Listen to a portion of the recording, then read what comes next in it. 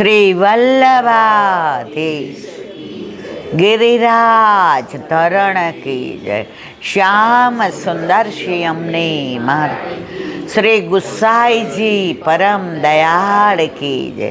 श्री गोकुल नाथ की जय। दाव दयाल की जय। श्री नवनीत प्रिया लाल की जय। अपने माथे बिराता सेव्य स्वरूप की जय। बधाई वैष्णव ने जाजा करीन जय श्री कृष्ण। वसंत विहारी लाल की 40 दिवस वसंतना आखा वर्ष में सौथी वधु मोटो उत्सव होय तो वसंत छे। जे संत ने पण विचलित करे वसंत। पानखर बधाना जीवનમાં આવે છે અને જ્યારે પાનખર આવે છે ત્યારે બધાય મૂંઝાઈ જાય છે। બે ચાર સફેદ વાળ જોઈએ, આંખે ચશ્મા આવી જાય, દાંતમાં થોડો દુખાવો થાય અને જે બધાય બેન બેન કરતા હોય એ આંટી કેવા પડે। સૌથી વધુ આપણે મેન્ટલી અપસેટ થઈ જાય છે। પણ હંમેશા પાનખર પછી વસંત આવે છે આવે છે આવે છે। ભલે આપણે વાળ કાળા કરીએ, ચશ્મા પહેરીએ, દાંત નવા નંખાવી દઈએ, પગને નવા કરી દઈએ, પણ જો મન નવું ન હોય ને તો ઠાકોરજીને આપણી સાથે આનંદ ના આવે।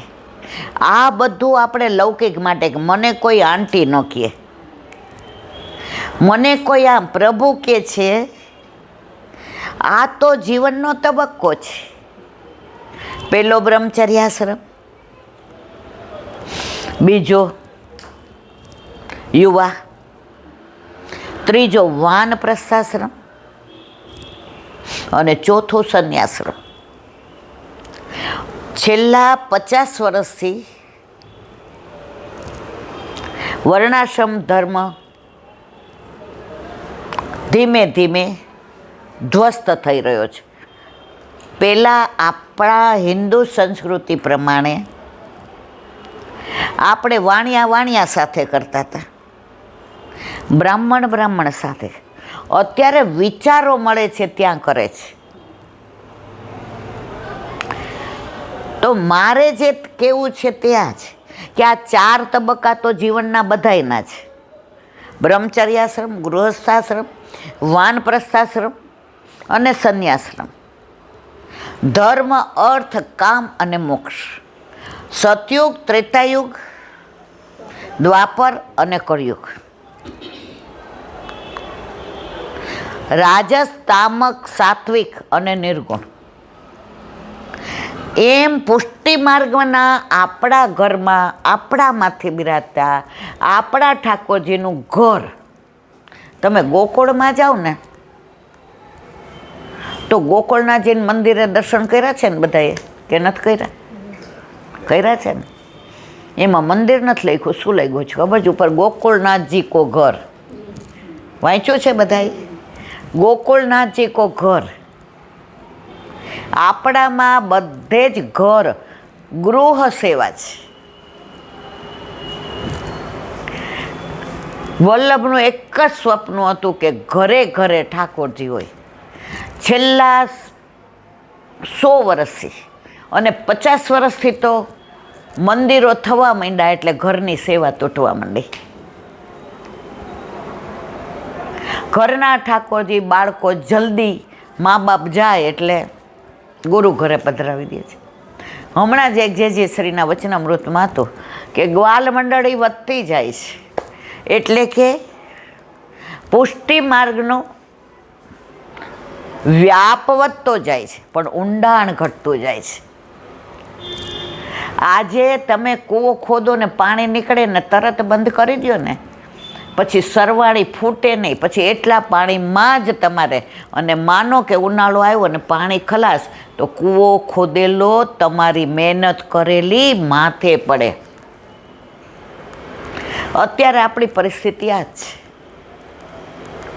આપણને મંદિરમાં મનોરથ કરાવવા ગમે છે, આપણને ટાઈમે ટાઈમે મંદિર, પણ આપણા ઘરે આપણા માથે બિરાજતા આપણા ઠાકોરજીમાં આપણને ગળા બંધડી લાગે છે. પણ છતાંય એનું ઉદાહરણ, કોરોના આવ્યો ત્યારે કયું મંદિર ખુલ્લું હતું મારા વાલા? હે? તો ત્યારે તમે ક્યાં ગયા હતા? આપણા ઘરના ઠાકોરજી એમ નહોતું કીધું કોરોના જ મને અડતી નહીં, કીધું તું. શાહીબાગમાં એક ડૉક્ટર છે, મારે નામ નથી આપવું, તમે બધાય ઓળખો છો, અમારા ફ્રેન્ડ છે, અને મારી કરતાં 5-7 વર્ષ મોટા, અને અમારા સૌરાષ્ટ્રના છે. મને હું ફેમણે આપી છે બધી. બેયને કોરોના, અને કેવો કોરોના ખબર છે? હવે ડૉક્ટરે કીધું એ કે સાંભળ, આપણને જો ડૉક્ટરને રિપોર્ટ બતાવશું તો દાખલ કરી દેશે. હવે પોતે ડૉક્ટર, એટલે ખબર હતી કે હું કયા તબક્કામાં છું. ત્યારે એણે કહ્યું કે જો આપણે બે જઈએ તો ઠાકોરજીને કોણ પધરાવી જાય? અત્યારે કોરોનામાં કોઈના ઘરે ટિફિન દેવા જ તૈયાર નહોતું, કોઈના ઘરે જવા જ.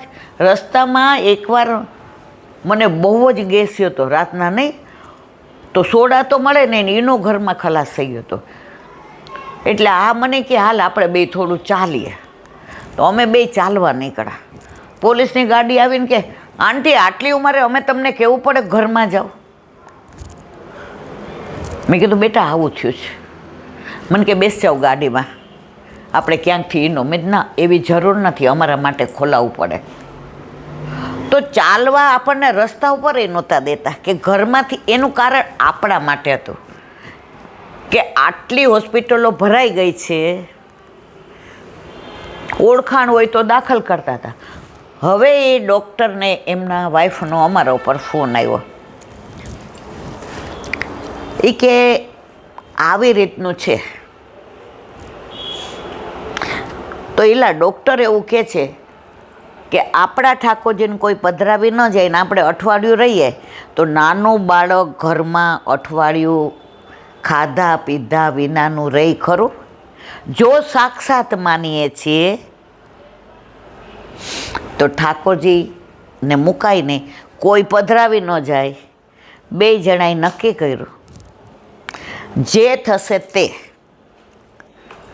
બે જણા સવારે ખીચડી કે પૌવા કે ઉપમા બનાવે, ઠાકોરજીને ધરાવે ને લે ને પછી હોઈ જાય.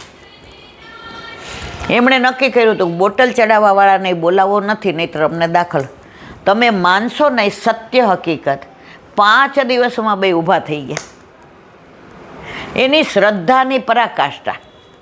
પછી 5મે દિવસે ફોન આવ્યો, એ કે એલા તું કહેતી હોય ને ઘણીવાર આવા પ્રસંગો, તો અમને એવું થાય આ બધું સાચું હશે, પણ ખરેખર પ્રભુ સાક્ષાત છે અને છે જ. આવા ઘણા બધા પ્રસંગો.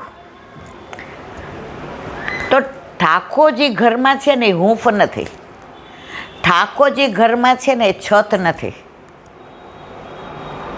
જેણે આપણને બનાવ્યા છે, આજે છોરું કછોરું થાય, આપણો દીકરો આપણી હારે ઝઘડીને ગમે રીતે જુદો થઈ ગયો હોય, માનો કે 5 વર્ષથી આપણી સામું જોતોય ન હોય, આપણને બોલાવતોય ન હોય, એના દીકરાને બર્થડે હોય ને બધાય આવીને આપણને એમ કહે બહુ સરસ કર્યું હો, તો એ બા દાદાને કેવું થાય મારા વાલા? પણ એ જ દીકરો માંદો પડ્યો હોય અને એને દાખલ કરે, અને ડૉક્ટર આપણો ઓળખીતો હોય ને આપણને ફોન કરે કે ઈલાબેન સેજ આવવું પડશે હો. તો આપણે 5 વર્ષના ગિલેશ શીખવે યાદ રાખશું કે આપણને ન બોલાવ્યા એ યાદ રાખશું કે અમારે તો એની હારે સંબંધ નથી એ કહેશું કે કપડાય નહીં બદલાવીએ, ચંપલ બી નહીં પહેરીએ અને દોડતા હોસ્પિટલ પહોંચી જશું અને માથે હાથ ફેરવીને કહેશું બેટા તને કાંઈ નહીં થાય હો. આવી માંદગી તો આવે ત્યારે દીકરો હાથ પકડીને એમ કે મમ્મી મેં 5 વર્ષ તારી હારે કેવું કર્યું, અત્યારે બધું ભૂલી જા. તો એવી જ રીતે કરોડો જન્મોથી આપણે ઠાકોરજીથી વિખૂટા પડ્યા છીએ. તો ઠાકોરજી આપણને જ ભૂલ્યા. આપણે અહીંયા લોકો હારે જલસા કરીએ છીએ, સંસારને પોતાનું માનો પોતાનો, મારો દીકરો, મારો વહુ, મારું સ્ટેટસ, મારી પ્રતિષ્ઠા, મારો યશ, મારું ફાર્મ હાઉસ, મારી ગાડી, મારા બંગલા, મારા ભાઈ બહેન, મારું કુટુંબ, મારી ફિક્સ. પ્રભુ તોય આનંદથી ને રહે છે કે આજે નહીં તો કાલે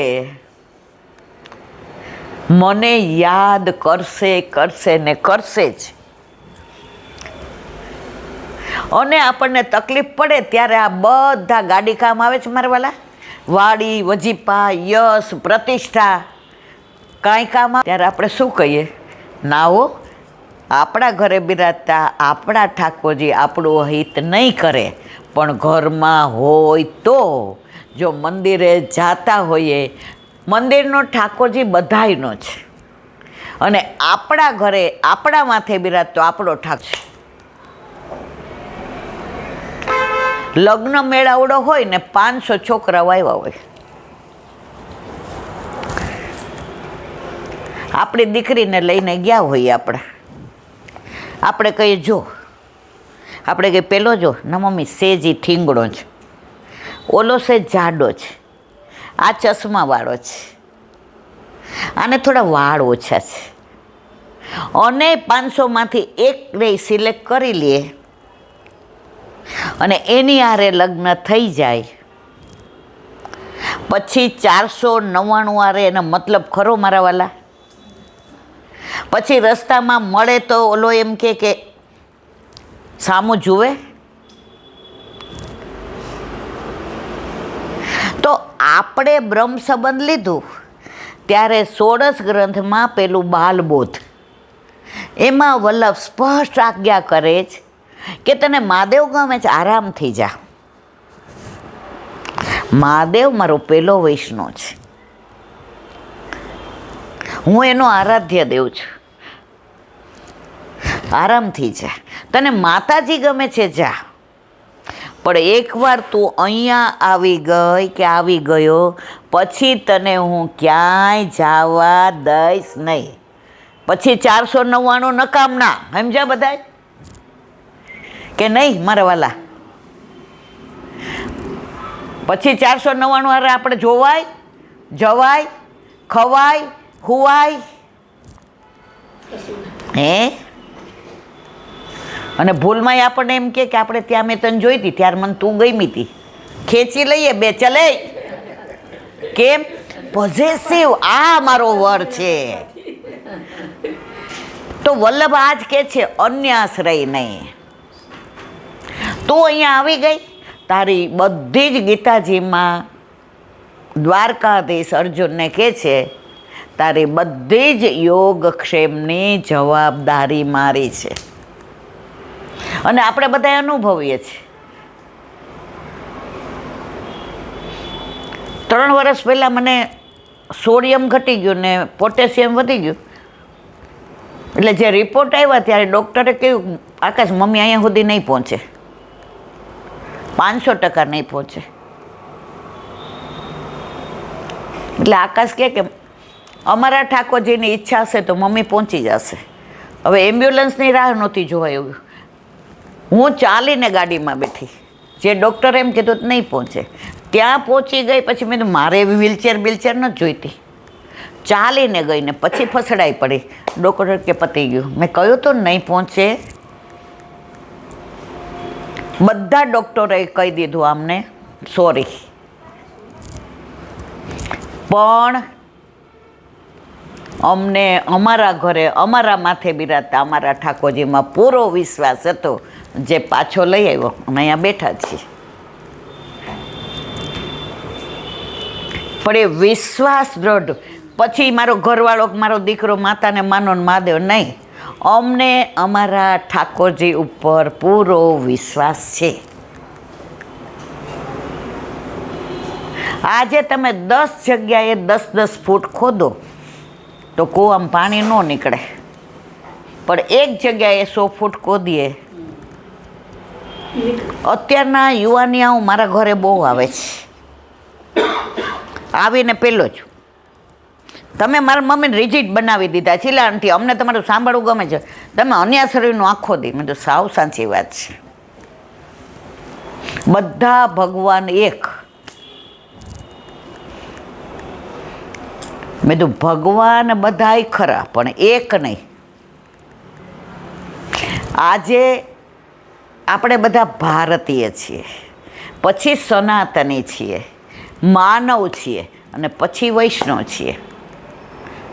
કેટલા બધા ધર્મો બિરાજે છે, છતાંય કોર્ટમાં સેના ઉપર હાથ મુકાવડાવે છે. કાં બધાય ભગવાન એક, તો બધાને એક પુસ્તક નહીં મૂકવાનો ઢગલો કરો. હે ઓથેન્ટિક કયું છે ને? આટલા બધા ધર્મો બિરાજે છે, છતાંય વધુમાં વધુ ભાગવત બધે થાય છે કે બીજું બધું થાય છે ને? ભાગવતમાં કોણ છે? પછી મારે એને એટલું જ, એ લોકો બોલવા માંડ્યા કે અહીંયા આમ છે ને આમ છે ને આમ છે ને આમ છે. મેં તો બરાબર, તારી વાત સાચી.